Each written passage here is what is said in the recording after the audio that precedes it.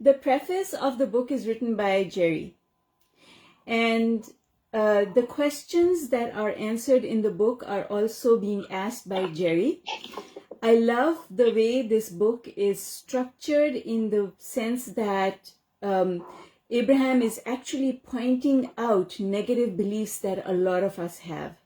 So they call them flawed premises. And so instead of looking at the book in terms of chapters, I look at the book in terms of flawed premises that are mentioned in the book. And to me, that makes it more interesting. And this book is more of a conversation that Jerry is having with Abraham. And I like that it's conversational. So I found that was interesting. Some of the things that I want to point out to you from the preface, if you haven't read it, is that you really learn about the life of Esther and Jerry when you read the preface of any of the books that they've written. Asking it is given both Esther and Jerry have done a preface separately, and then Abraham has also done a separate preface.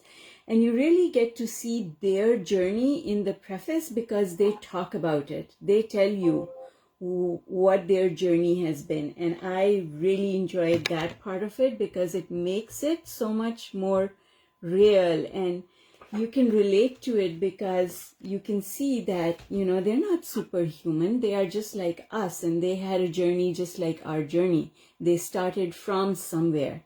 So in the preface, the important thing that I want to call your attention to is two things. Number one, Jerry talks about how when they did the secret movie with Rhonda Bryan, or Bryn, they were in that first movie. In fact, that first movie was recorded on the Abraham Alaskan cruise. And so, Alaskan or Mexican, I forget which one, but it was recorded on the cruise ship. And so they were taken out of the movie, and then it was released again, I believe 2 years later, and that's because they had a disagreement with the producer. And they were very upset about this disagreement. I remember being in their following at that point in time, and they were livid because of this. It was legal proceedings and all kinds of stuff. But then after a couple of years, which is this book came out, I think in 2009, they had resolved all of that, and they actually had come to a point of understanding that what happened and their being part of the secret movie actually gave them a lot more exposure and increased their following manyfold. So that's the one thing that's important in the preface. The second thing that's important in the preface is Jerry talking about his own life. I'm going to read this to you because it's really nice. Jerry was talking to someone in 1970, and this person, Chet Castle-Law, said to Jerry, "You'll never receive the kind of success you're saying that you want." And Jerry said, "Why not?" Chet responded, "Because you are critical of successful people." "Well," I said, "that's because they lie, cheat, and steal." And Chet said, "You can be critical of their lying, cheating, and stealing, but you're critical of their success at lying, cheating, and stealing. You can't be critical of huge success and achieve huge success." And Jerry says here in this book that when he had that conversation, it changed his way of looking at people's financial success. And that he says that was one of the reasons that had led to his own financial success. The next instance that he talks about from his life is on page 15 of the preface. And he says, for more than 30 years, he had disagreements with his mother. His relationship with his mother was horrible. And then he says, and then soon after my father died, I adopted a new premise. It just came to me as a complete idea. The flawed premise each of us had been operating under for all those terrible years was, If I try hard enough, I can get a natural-born nonconformist to conform. So his mother tried to make him like her, and he tried to make her like him, and it was excruciating for 30 years. And then he suddenly, when his father made his transition, he dropped that belief and adopted a new belief.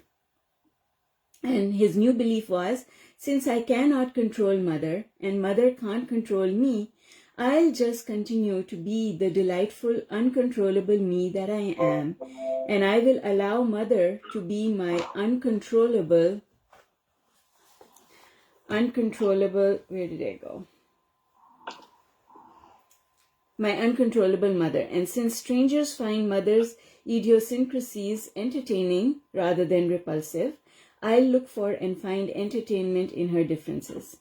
And then he says, we lived happily ever after. So it just illustrates that when you change your belief, everything changes. And this whole book is about changing our beliefs. Was there anything else? No, that is it with the premise. And then we start with part 1 of the book. Part 1 of the book is your vortex and the law of attraction, learning to attract joyous co-creators. And that is where we start. Now, Abraham, in the first little part, the first few pages, in fact, I'd say the first 5 to 6 pages, Abraham is just taking us down memory lane. They are revising things that they have taught us in other books and other videos before, in videos from their workshops. So these points are important to understand clearly if you're going to get the maximum benefit out of reading of this book. The first one is, before your birth into your physical body, you knew that once you were here, you would be surrounded by others, and that your relationship with those others would be the primary source of contrast. People will create contrast for you, which will result in your growth. All right.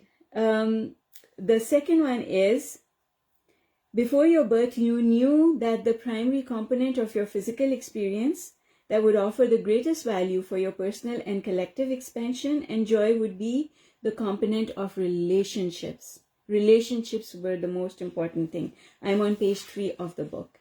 And now I'm turning over to page 4. Then the next thing that they talk about is that before your birth into your physical body, you knew the value of variety and diversity, and you understood that every new preference, desire, or idea would be born from contrast. Then the next thing, before your birth, you understood contrast to be the variety from which you would make your choices, like a buffet spread out before you, from which you could choose. And then before your birth, you understood that all choices are made by giving attention to something. Attention, very important concept. So different. Attention, desire and attention are two very different things. We don't always give attention to what we desire. In fact, we oftentimes give attention to things that oppose our desire. That is what creates resistance. Then they say, before your birth, you understood that the earth environment, like all environments, is a vibrationally based environment which is managed by the law of attraction. And then they said, before your birth, in considering your physical experience on planet Earth, you did not ask to be born into an environment of sameness or agreement. You came for the disagreement, because the disagreement is what leads to preferences. The disagreement is what leads to growth. Isn't that interesting? Yeah. And then they say here that every relationship is eternal. I think that's on the next page. So we are on page 5 now. Many people express concern and frustration and at times anger and resentment that they did not retain conscious awareness of these pre-birth decisions, but we submit to you that you arrived in your physical body knowing these things, and then you forgot them. And you arrived in this physical body with a guidance system to help you know at every step along the way when you are diverging from your pre-birth understanding of life. They also say here, I don't know where exactly, but they also say here that you did not come to struggle. You came to have fun. Struggle was not part of the deal. And struggle is not something that the universe wants us to do. Struggle is something that we create on our own. All worry, doubt, and anxiety are things that we create on our own. And so that's the basis of everything that's going to come in this book. Any questions at this point in time? I'm just going to check Facebook for questions. But guys on Zoom, you can just unmute yourself if you have a question and just jump in. No questions on Facebook. I have a question. Sure, go ahead. I found this book, which, by the way, as a coincidence, it was sitting on up there.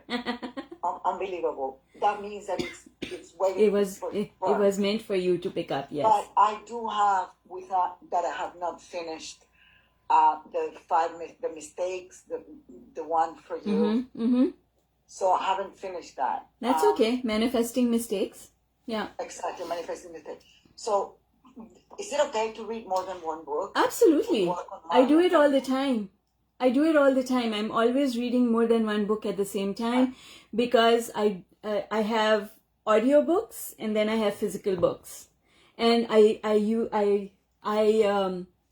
do it differently. So for example, when I'm on the treadmill, it's the audiobook. But when I'm sitting down and reading, it's the physical book. And actually, if you look at my shelf, you will see that for all of Abraham's books, I actually have the audio version as well as the physical version because they serve different purposes. For example, I listen to the audio version of a book when I'm in the car. But when I'm sitting down, I like holding it. Exactly. It speaks to me differently when I'm holding it in my hands. And when I'm listening to it, it speaks to me differently.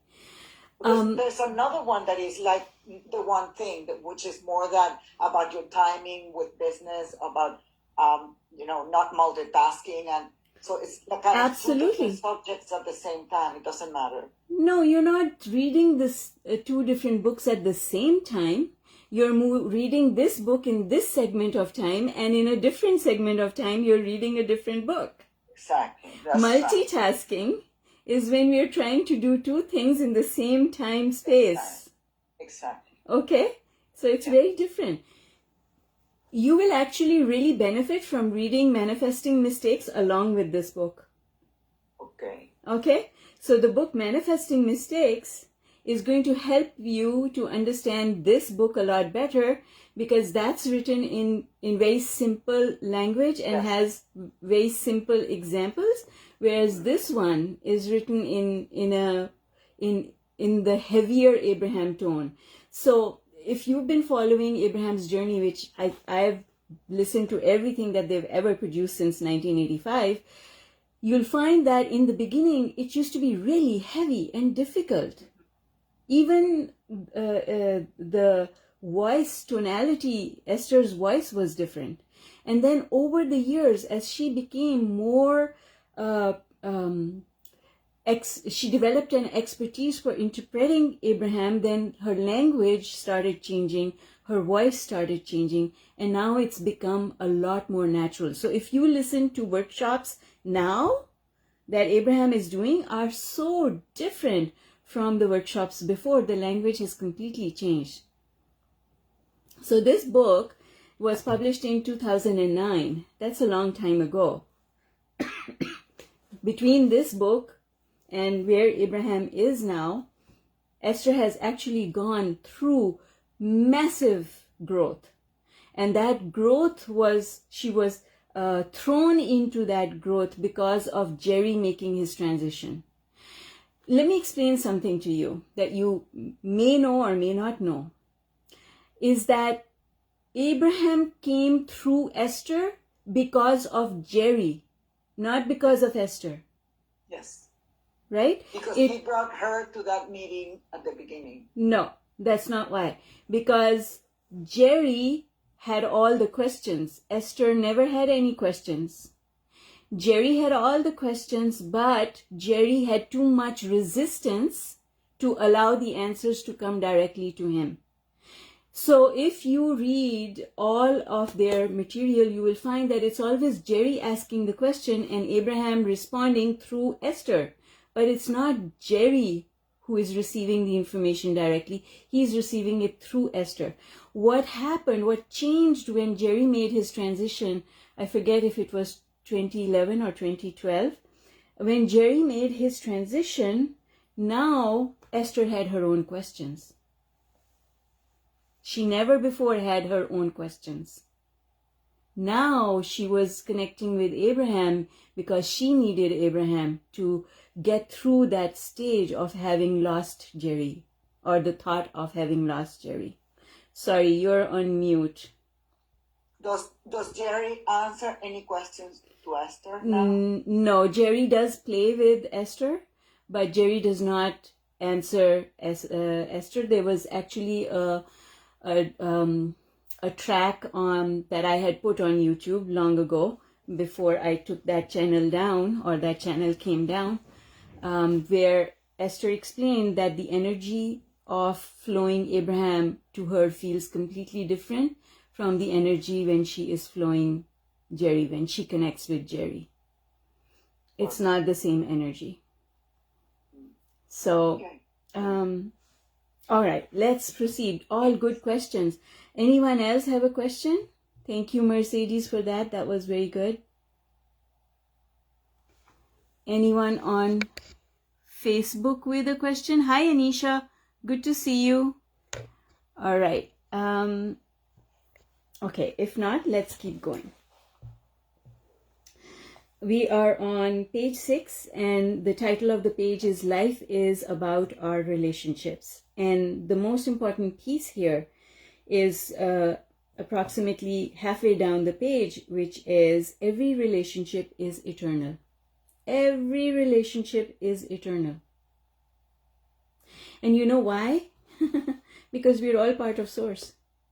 We're all part of Source. So if we're all part of Source and everyone else is also part of Source, then all our relationships are eternal. Right? Because we're all part of the same. So it's like drops in an ocean.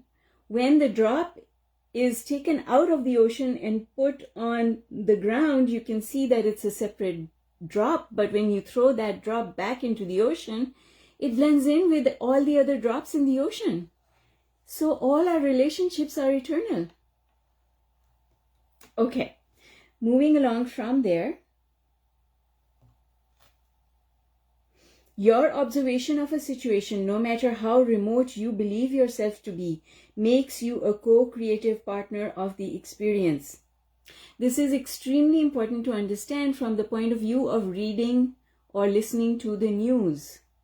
Even though you are not participating in the stuff that they are talking about, but your observation, no matter how remote you believe yourself to be, makes you a co-creative partner of the experience.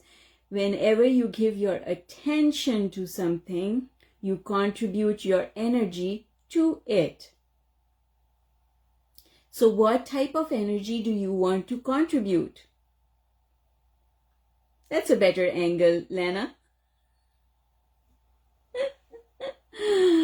Okay. Next page. Find alignment first and then take action.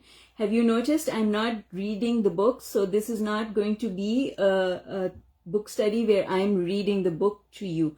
I am just going to point out to you the important things in the book and expand on them to clarify, make sure that all of us understand it the same way. Okay? All right. So it would be really helpful to read the book before coming.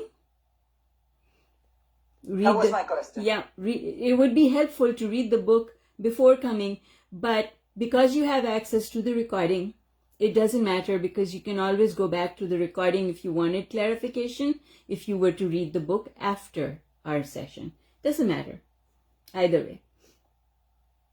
On page 7, the heading is Find alignment first and then take action. Alignment first and then action. Because action is a result of thought.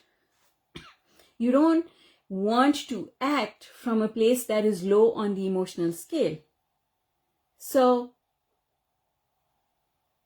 what do we have to do? All our work is to go up the emotional scale before we take action.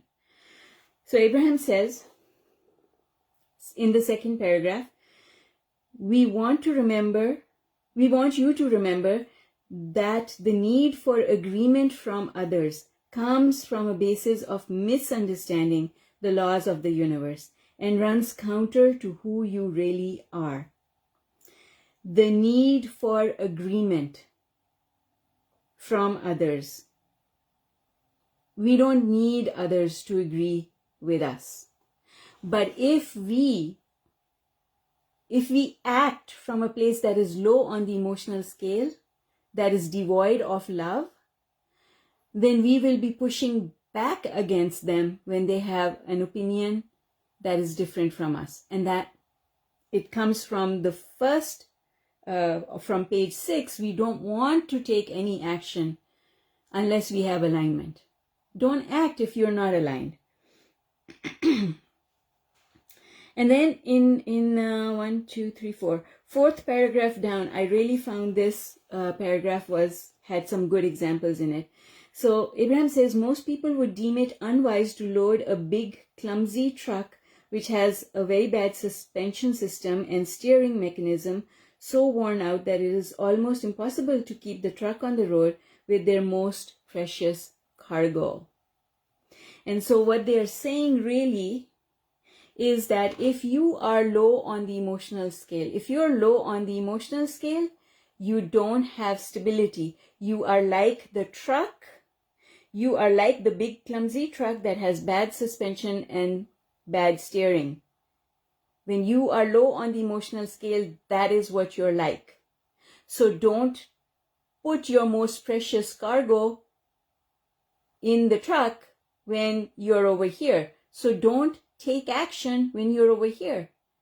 Always go up the emotional scale and then act. Always take action from, you don't have to be right at the top of the emotional scale, but it would be beneficial to be in the top half of the emotional scale. Don't take action from a place that is low on the emotional scale. And they give lots of examples. So the other example is, most people would deem it unwise to gather a load of precious glass antiques and put them in the carrying basket of the bicycle that their 5-year-old son is taking on his first bicycle ride. Right? So it's like, those are the examples. When you're low on the emotional scale and you act from there, it's like putting all your precious cargo in that basket for a 5-year-old to ride the bike. Right? So Abraham is saying, first find fundamental stability before embarking on any journey, especially those journeys that matter the most to you. So on things that really matter to you, don't take action. Make sure that you do the work to bring yourself high on the emotional scale. And if you don't know where you are on the emotional scale, just do some appreciation. Just meditate. Just do some appreciation work before you take action, because it doesn't matter where you are on the emotional scale. Appreciation and meditation will always move you higher. They will always take you a step higher on the emotional scale. Make sense? So it doesn't matter. I find, and yesterday I was having this really interesting conversation on YouTube with someone who said that he wanted to eliminate contrast from his life. And so I said to him, you can't eliminate contrast. What you have to do is get really good at experiencing contrast and going back up the emotional scale. He got really upset with me. He said, but I am feeling really good why are things not happening for me? I said, well, it defies law that if you're feeling good things are not coming. So this means that you think you're feeling good, but the universe feels that you need to feel better. Right? So your measure of what it means to feel good is not the same as the measure that the universe is using. Because it is law. If you were feeling good, you would be manifesting good things. It is law. It is consistent. It's like gravity. You throw something, it doesn't start flying, it falls. It's law.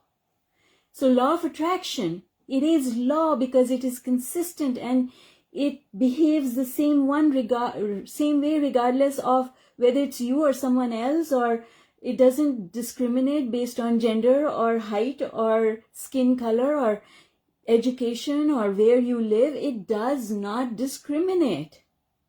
It works the same way for everyone every time. So if you're telling me that you think you're feeling really good, but nothing good is happening, that means that your yardstick for what it means to feel good is broken. You need a new yardstick. You're not really getting what the emotional scale is and how it works. So, and I find that and I understand where he's coming from, and I love him so much because that was me not long ago. Zero connection with my emotional scale. Something good happened? Yeah. Something bad happened? Happens all the time. That's what I would say, right? That's life. But it doesn't need to be. And if you're not feeling any emotional movement in here, then you're not really working your emotional scale. And a lot of people like me learn to be strong. What does it mean to be strong? It means I'm going to suppress my emotions. That's what makes me strong. I don't let myself feel bad. I'm strong. Therefore, I don't feel bad.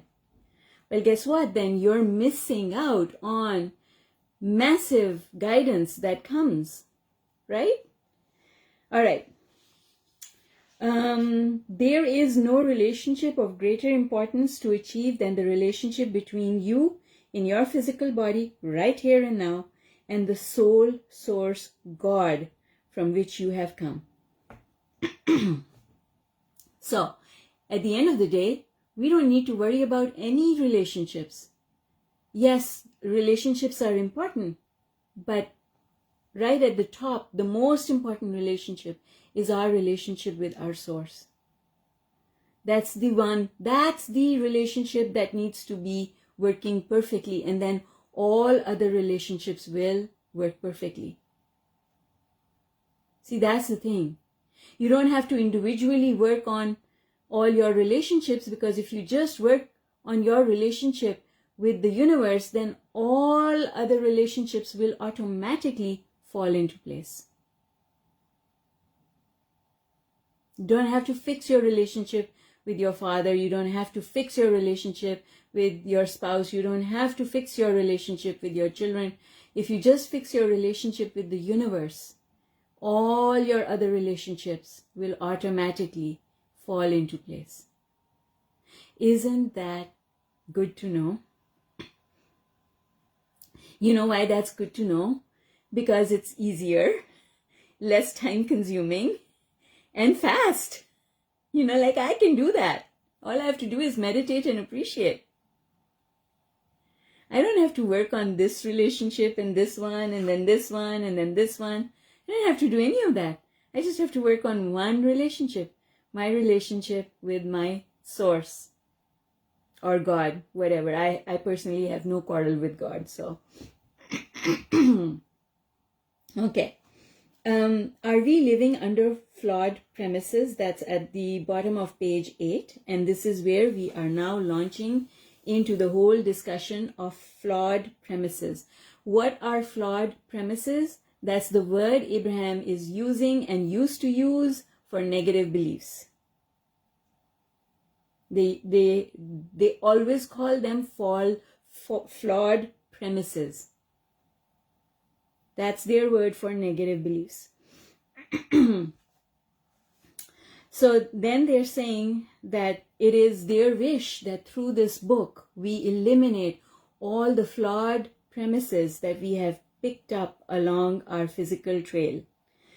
So they say over here on page 9, right in the middle of the page, flawed premises that you have picked up along your physical trail will fall by the wayside, one by one, and you will return to the understanding that is at the core of that which you are. And when that happens, not only will you begin to understand every current and past relationship, but the benefit that every relationship has given you will become immediately apparent to you. Page 9, right in the middle of the page. And then they continue in the next paragraph talking about how people around us have trained us.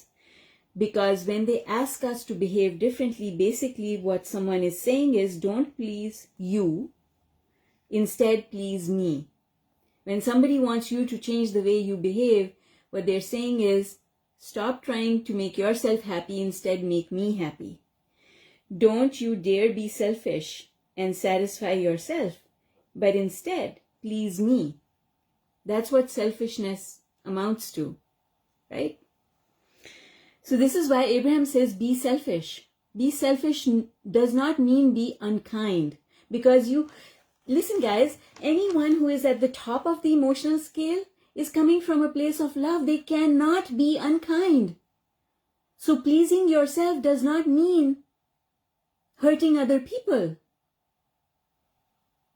I have had people say to me, oh, I am just going to give it to them because now I've learned from Abraham that I'm going to be selfish. I'm going to be selfish. I'm going to put myself first. So I'm going to give a cutting response. I'm going to shred them to pieces. That I am authentic when I shred someone to pieces. No, you're not. No, you're not. Because in shredding someone to pieces, you're not flowing love. And you cannot be authentic unless you're flowing love. So, being selfish means going up the emotional scale and coming from a place of love. I am selfish enough to do the work to go up the emotional scale so that I can love you. Because hating you or being angry with you is to my detriment. So I'm going to save myself by doing the work to go up the emotional scale so that I can be in love with the world. That's the key. I love this affirmation from Abraham. I call it an affirmation. You might call it a quote, but I put it on one of my quote blocks, and their words are so beautiful. I love because I am a lover, not because you are lovable. I love because I am a lover, not because you are lovable. It just captures this message in one sentence. I love because that's who I am. So if you are pulling me in a direction of who I am not, I'm not coming. I'm not coming with you. I'm going to go back up the emotional scale and be who I really am because I'm a lover. That's where all my power is. When I'm unkind or angry and I push back and I say you're wrong and your opinions are wrong and I'm not going to listen to you, that pushing back is an absence of love. And when there is an absence of love, that means I'm not aligned. I'm not who I really am. And that's the key. So, next paragraph is really important. Abraham says, it seems logical that an exposing of those flawed premises would clear things up and put them back on their path of well-being. However, when you are standing in the middle of a flawed premise, focusing upon the results of it, you are usually so engulfed in the vibration of it and therefore so actively attracting because of it that you cannot see its inherent flaw. And what Abraham is talking about here is momentum. Let me explain this to you. This analogy is going to clear this up in one sentence. When you are, let's say you're sitting in a train or in a car, and your train or your car is stationary, and another train is right beside you and it is also stationary. While that train is stationary, you can see clearly into it. You can see all the people who are in it. You can see that train clearly. But when that train starts moving and it has momentum, you can no longer see in it. Your vision is blurred because of momentum. And that is what Abraham is referring to over here when they say that when you are in the midst of a flawed premise, you cannot see clearly. You cannot see its inherent flaw because of momentum. You cannot see clearly because that negative belief has momentum. All right, this is at the page of, at the top of page 10. Mercedes, I see you looking for it. It's right at the top of page 10 in the book. Okay? You cannot see the inherent flaw because it does not feel false when you're in the momentum of it. Momentum makes it true, and momentum is what leads to manifestation. A thought that does not have momentum does not manifest. It's thoughts that have momentum that manifest. And when there is momentum, as Abraham says, a train that is going at 100 miles an hour, you cannot brake and stop it right away because you will upset the contents of the train. Those are Abraham's words, right? And why is that? That is because of momentum. In order to understand law of attraction the way Abraham explains it, you need to be clear on two things. One is emotion, the other one is momentum. When you understand emotion and momentum, you can have complete understanding of all of Abraham's teachings. And that is why in the book Thrive, I put them on emotion on the x-axis and momentum on the y-axis.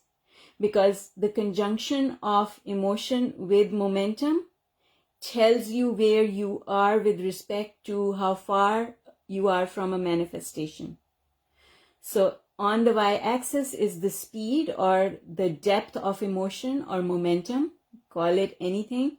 It's the same thing on the y-axis. On the x-axis is emotion. So momentum, high momentum from a place high on the emotional scale leads to amazing things.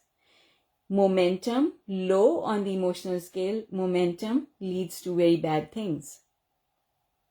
So the combination of knowing momentum and emotion tells you everything that you need to know.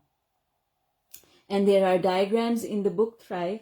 I don't have the book here on my desk.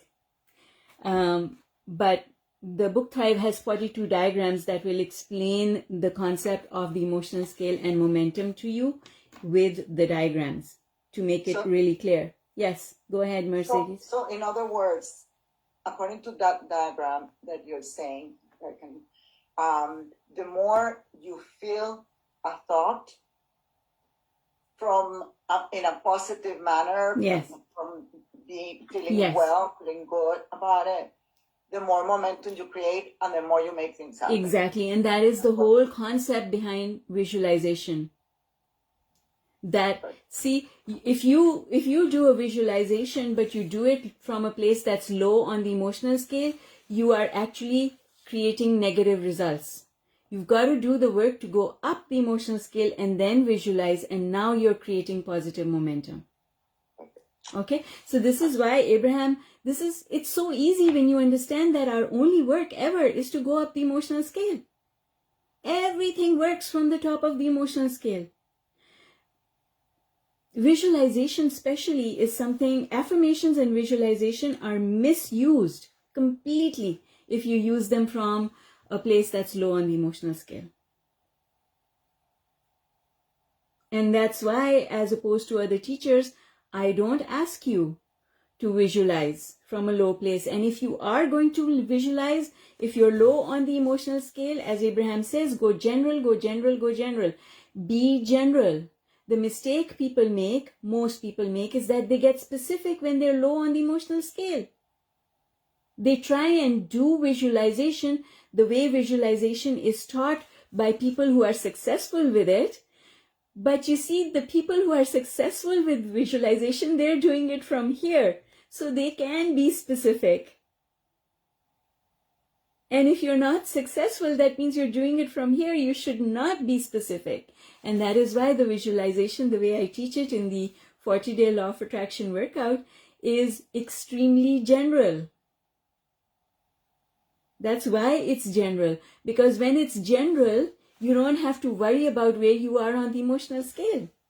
If you are general in the way you do anything, you don't have to worry about where you are on the emotional scale. So, like I was talking about this person that I had a conversation with yesterday who didn't understand where he was on the emotional scale. Well, if he would just stop being specific about what he wants, then what he wants can come.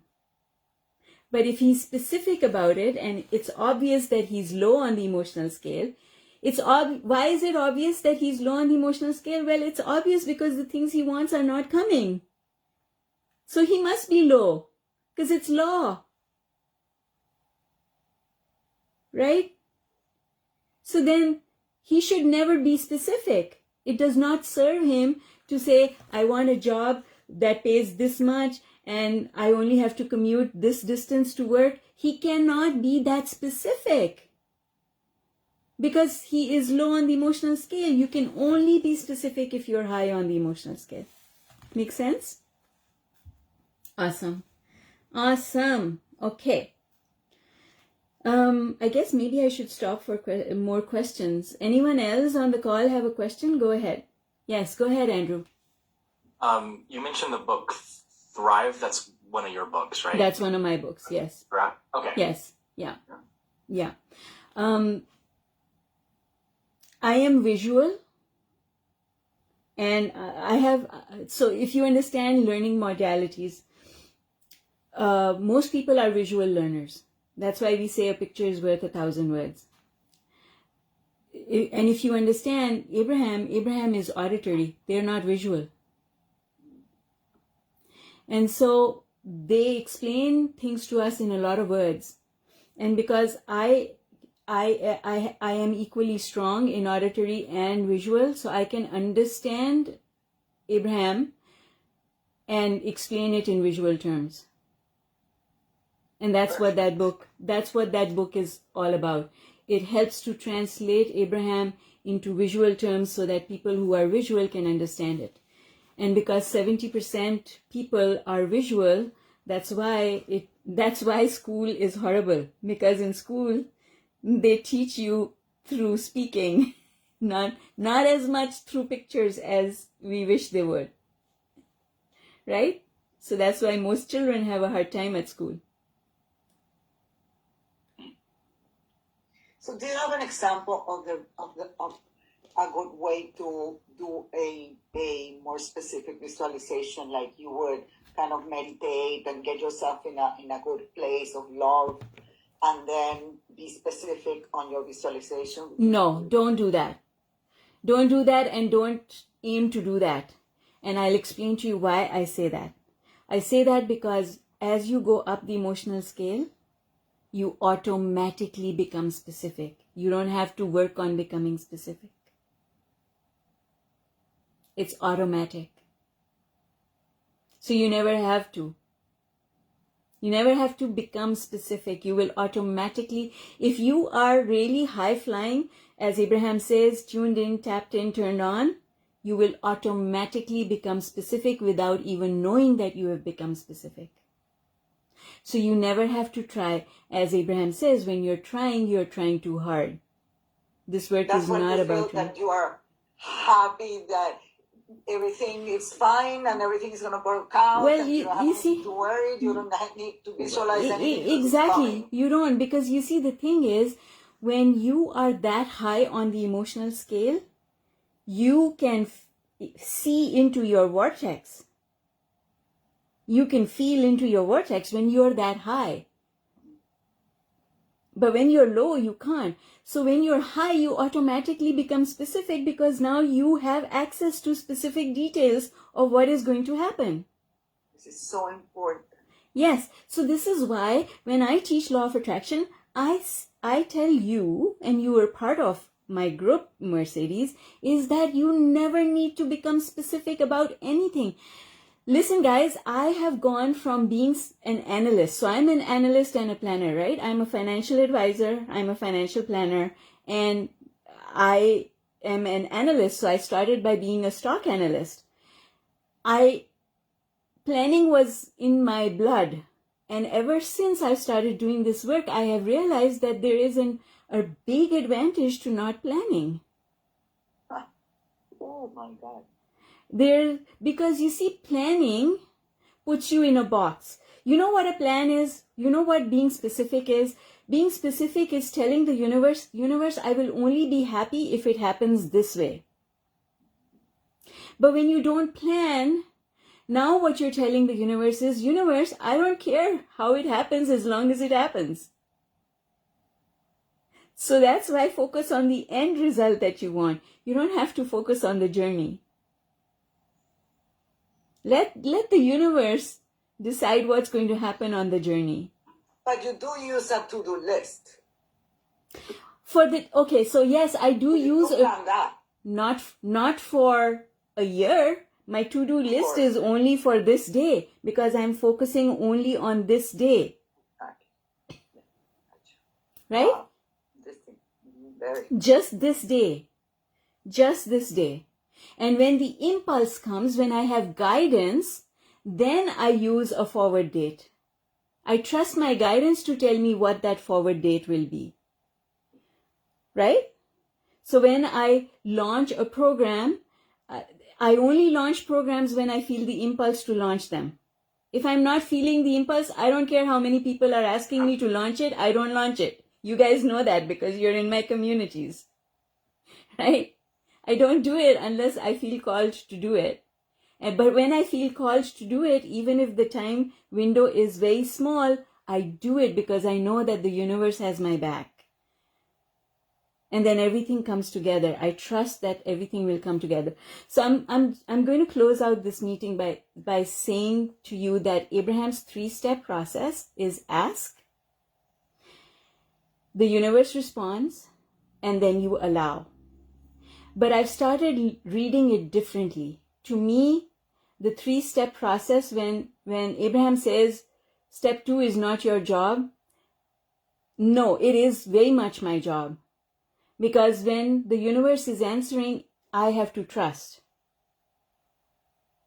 So while the universe is putting everything together, the universe is lining up all the cooperative components, my job is to trust. So I have asked and now I must trust and I must trust. So for me, the creative process is only 2 steps, ask and trust. That's it. Right? And it's very simple because all I have to do is I have to ask myself the question, am I trusting? In this moment, am I trusting? This thing that I want, am I trusting? Am I trusting? If I'm not trusting, then I need to turn my attention away from it. Because my thinking about it is only going to take me further away from it. My thinking, because I'm not trusting, my thinking about it is dangerous to me.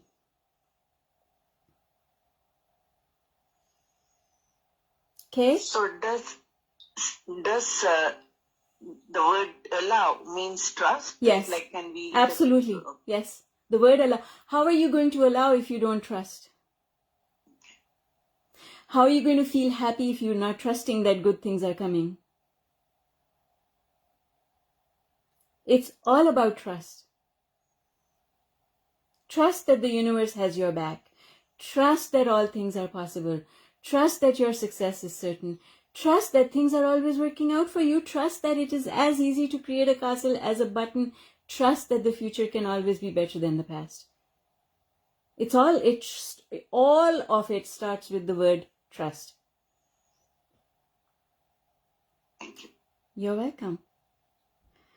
All right, guys, I am not going to start on a new topic because we only have a few minutes left in our commitment here. So I'm just going to leave it open for Q&A. Elena on Facebook has a question, and her question is, next book is going to be Zara's book. Oh, Elena. Yes, you can. Yes, you can. You can absolutely pick up any of my books and study them. There's 12 of them, so there's lots to go around.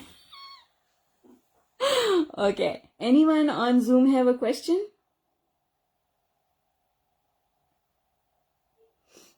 Lana? Darcy? No? Lakshmi? Heather?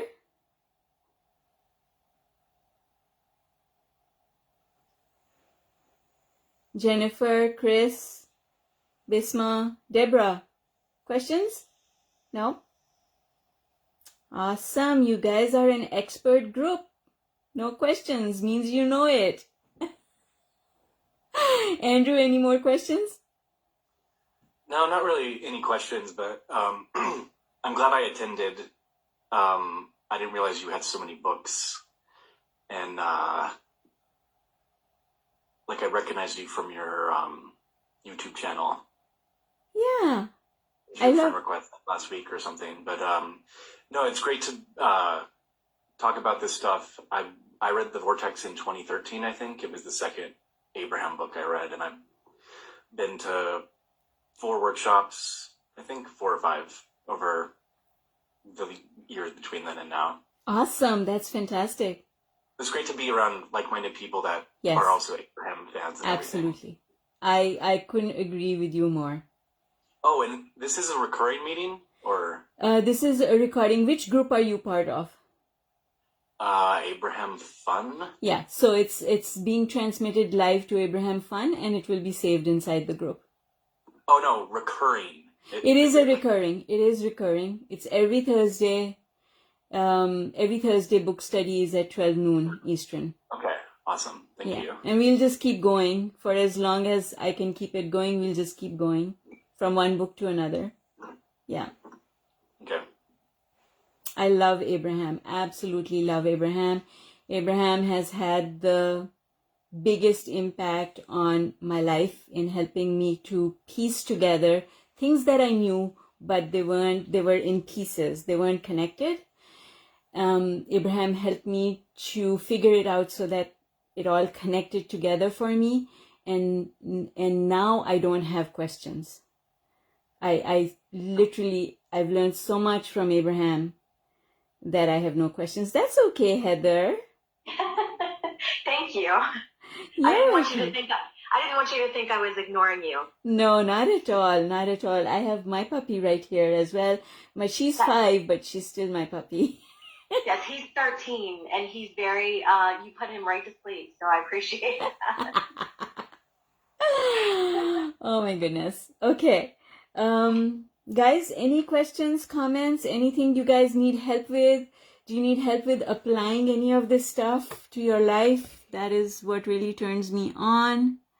I love doing that. Hi, Jackie. Thank you, Elena. Oh, Tomika, thank you so much, my dear. Thank you, thank you. Yeah, you guys, any questions about how to apply the stuff to a practical situation?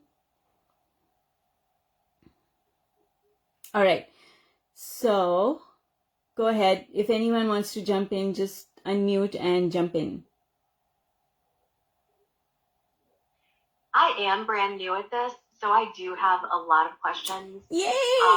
Love it. I honestly don't even know where to start.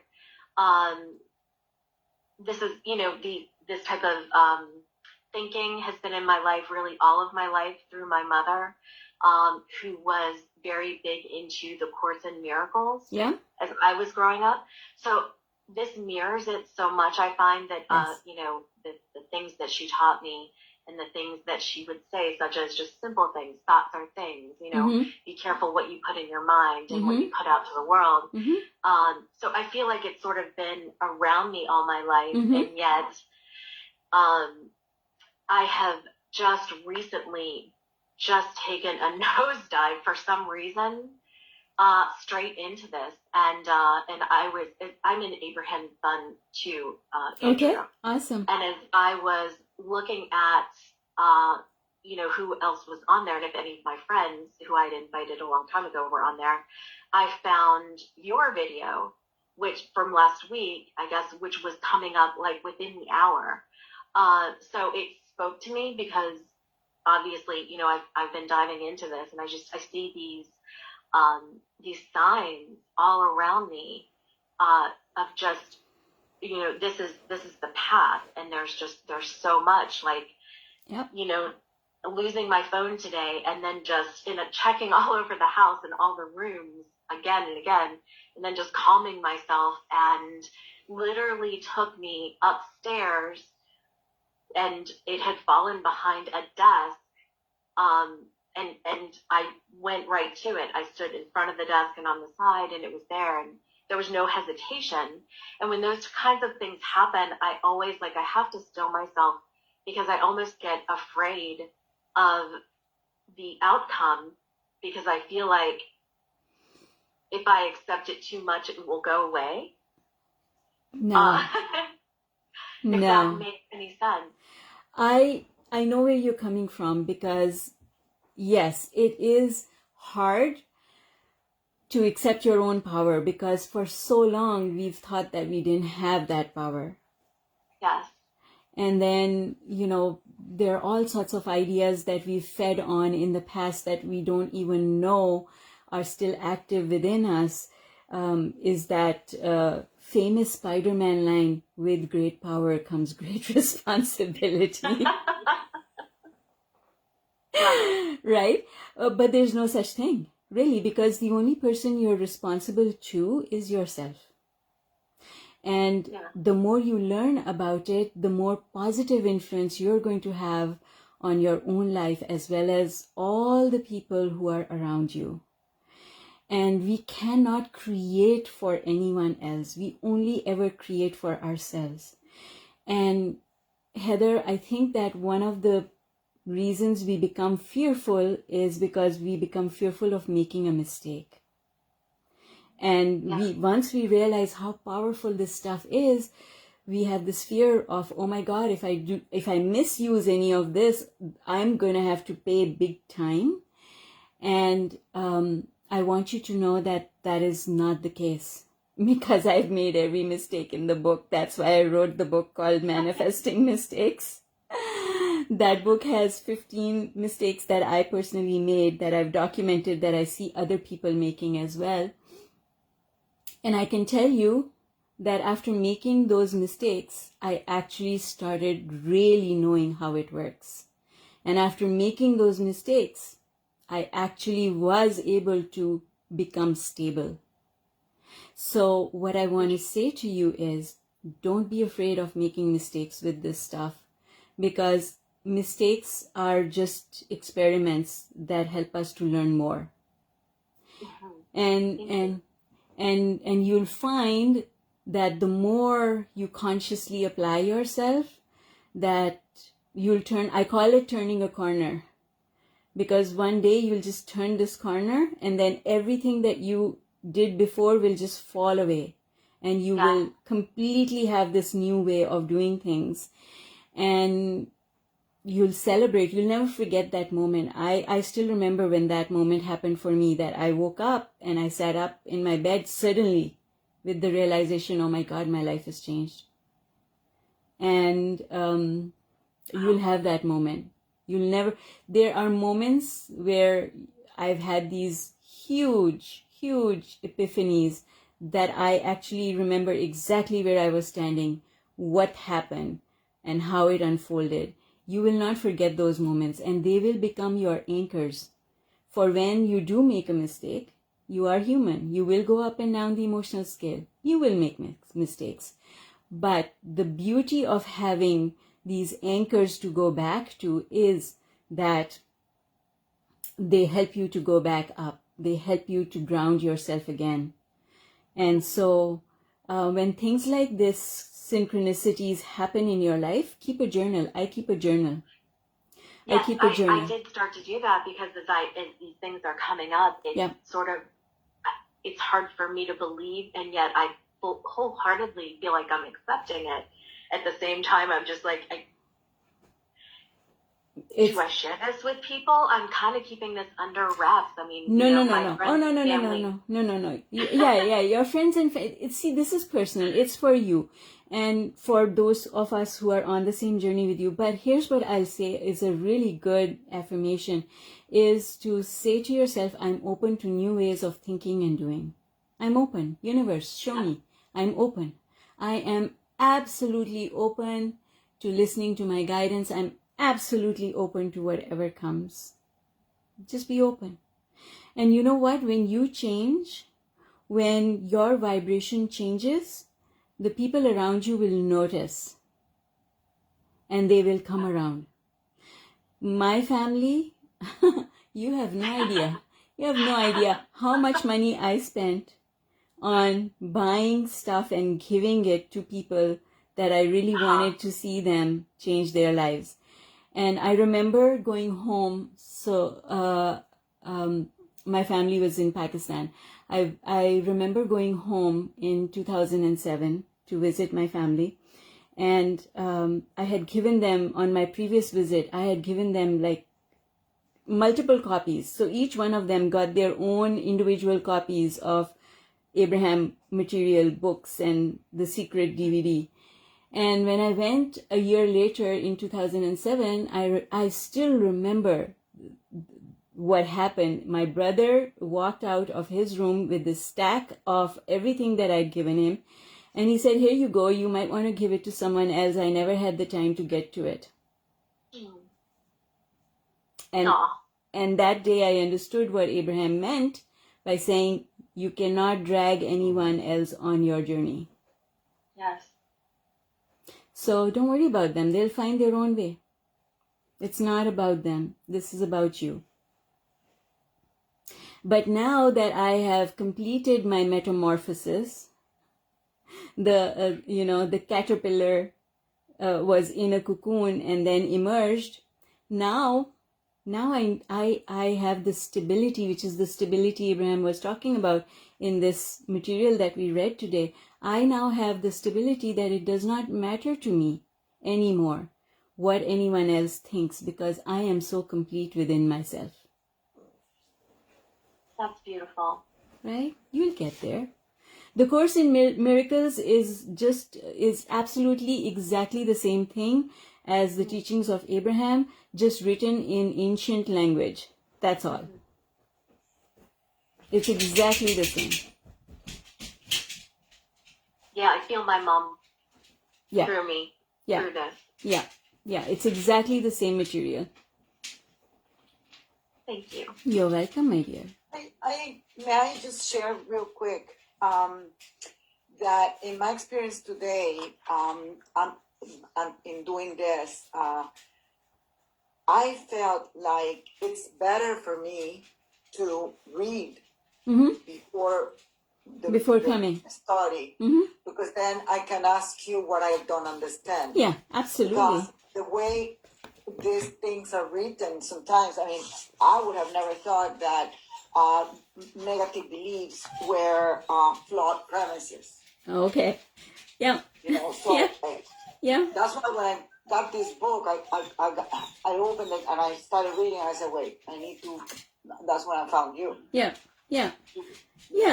So we are stopping on page 10, and so if you read maybe the next 10 or 15 pages, exactly, right? Because before next Thursday, I would 10 or 15 pages. That's basically how much we cover in a book study. Is maybe maximum 20 pages, because I do go over every page and what is in that page that we need to pick up on. Right? Yeah. Awesome. Tell me what I needed. Thank you. You're welcome. Any other questions? Let me just check Facebook. No questions on Facebook. All right. If there are no more questions, I'll close the call. If there is a question, I'm happy to stay.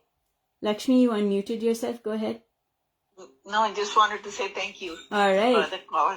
Thank you, everybody, for being here. I'm going to go close the call. All right. See you next Thursday. Bye-bye. Thank Bye. you so much. Bye. Bye-bye. Record. Yes, love. What do you want, Stella?